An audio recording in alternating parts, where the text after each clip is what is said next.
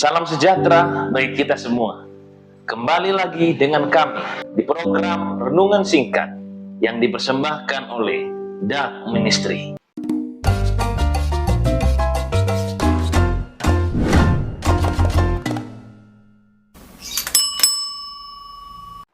Saudara-saudara, pernahkah Anda merasa kecewa atau dikecewakan oleh orang lain? Dikecewakan oleh orang tua Anda, dikecewakan oleh teman-teman Anda, pacar atau kekasih Anda, orang yang Anda kasihi, atau bahkan teman sekerja atau teman dekat Anda. Ketika Anda dikecewakan, akan ada rasa sakit yang ada dalam hati Anda. Kecewa oleh karena janji yang tidak ditepati.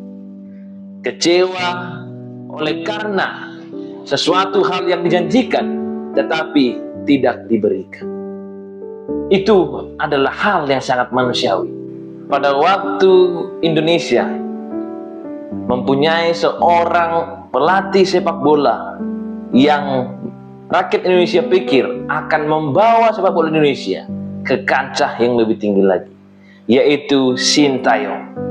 Banyak rakyat Indonesia yang berharap, menaruh harapannya kepada Sintayong untuk membuat sepak bola Indonesia lebih maju lagi. Tetapi di tengah perjalanan ini, saudara-saudara, di tengah harapan yang semakin besar dari rakyat Indonesia, kita telah mengetahui Sintayong akhirnya dipecat.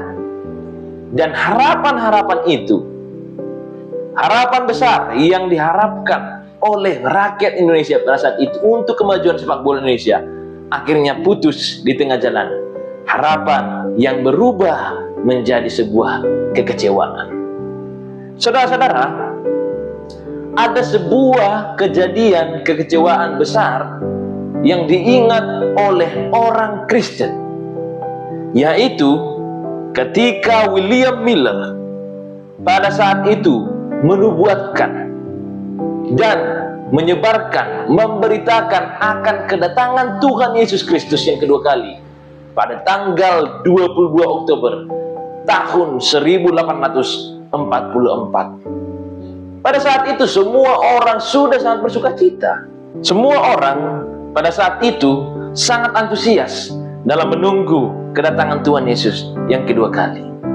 Mereka berharap Yesus pasti akan datang pada tanggal yang sudah ditentukan oleh William Miller. Tapi apa yang terjadi, saudara-saudara?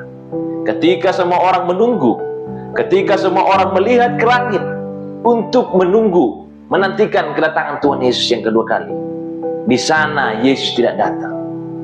Para pengikut William Miller yang disebut dengan Millerisme, mereka merasakan kekecewaan yang sangat besar pada saat itu. Mereka kecewa oleh karena janji yang tidak ditepati. Kita melihat di sini semua orang pasti pernah merasakan hal yang kekecewaan. Baik itu kekecewaan yang besar seperti yang terjadi pada tanggal 22 Oktober 1844, ataupun kekecewaan kecil yang pernah kita alami. Saya sendiri pernah mengalami kekecewaan kecil ketika orang tua saya pergi ke suatu tempat. Saya ingin ikut dan orang tua katakan, ayo kamu ikut, tapi ambil sepatu dulu atau mandi dulu. Pada saat itu kita sudah pergi ambil sepatu, antusias ingin ikut kepada orang tua kita. Tetapi apa yang terjadi, saudara-saudara? Orang tua kita pergi, meninggalkan kita dan meninggalkan rasa kekecewaan yang ada dalam hati kita. Tetapi apakah rasa kecewa ini akan selamanya kita alami? Saudara-saudara yang dikasihi dalam nama Tuhan Yesus Kristus, pada saat ini saya ingin sampaikan kepada Anda bahwa ketika kekecewaan besar yang terjadi tanggal 22 Oktober tahun 1844, di sana ada sekelompok kecil yang masih menaruh harapan, yaitu kelompok dari Ellen G. White. Mereka bukan hanya mengalami kekecewaan, tetapi mereka masih mempunyai harapan bahwa Yesus juga pasti akan datang dan tidak akan pernah mengingkari janjinya. Saudara-saudara yang saya kasihi dalam nama Tuhan Yesus Kristus, kita harus tetap berharap kepada janji Tuhan.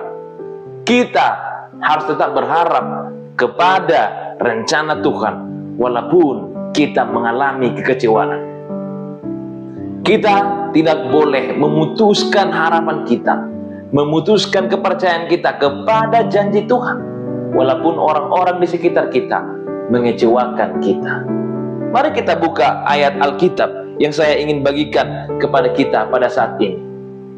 Dalam Yeremia pasal yang ke-29 ayatnya yang ke-11.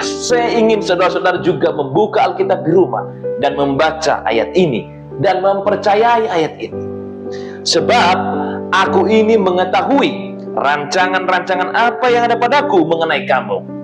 Demikianlah firman Tuhan, yaitu rancangan damai sejahtera, bukan rancangan kecelakaan, untuk memberikan kepadamu hari yang depan yang penuh harapan.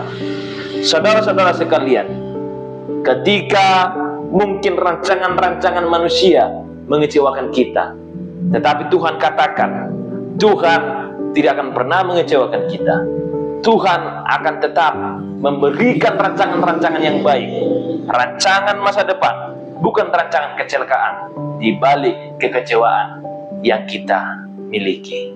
Pada saat ini, marilah kita, saudara-saudara, menaruh harapan kita kepada Tuhan. Di dalam dan di balik kekecewaan yang kita alami, masih ada Tuhan yang akan memenuhi janjinya untuk memberikan harapan masa depan kepada kita. Seperti sekelompok kecil pada tanggal 20 Oktober tahun 1844, mereka masih menaruh harapan kepada Tuhan Yesus Kristus.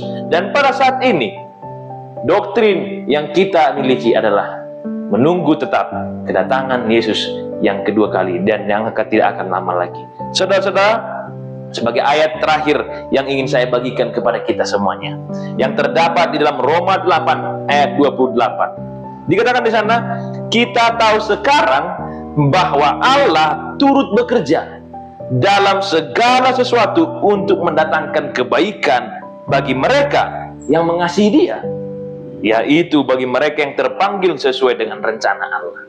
Dari ayat ini kita lihat sekarang Allah bekerja di dalam kekecewaan Anda. Di balik rasa kecewa yang Anda miliki, Allah juga sedang bekerja untuk mendatangkan kebaikan kepada Anda ketika kita percaya dan mengasihi Tuhan.